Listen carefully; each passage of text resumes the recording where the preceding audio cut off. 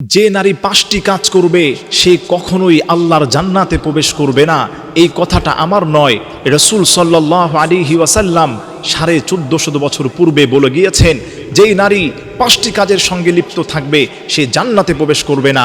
1 নম্বর হলো যে নারী তার স্বামীর সঙ্গে মুখে মুখে তর্ক করে। 2 নম্বর হলো যেই নারী তার স্বামীর সঙ্গে রাগ করে থাকে। 3 নম্বর হলো যেই নারী তার স্বামীর আত্মীয় স্বজনদের সঙ্গে খারাপ আচরণ করে, স্বামীর পিতামাতাকে অপমান করে। 4 নম্বর হলো যেই নারী তার স্বামীকে সব সময় ছোট করে কথা বলে। 5 নম্বর হলো যেই নারী তার স্বামীর সঙ্গে বেয়াদবি করে।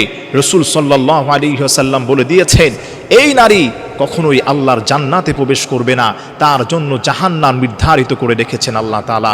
এজন্য প্রিয় মা বোনেরা, খবরদার স্বামীর সঙ্গে এই কাজগুলো করবেন না, তাহলে আল্লাহ তাআলা আপনাকে জাহান্নামে প্রবেশ করবেন। আল্লাহ তাআলা মা বোনদেরকে এই কথাগুলো বোঝার তৌফিক দান করেন।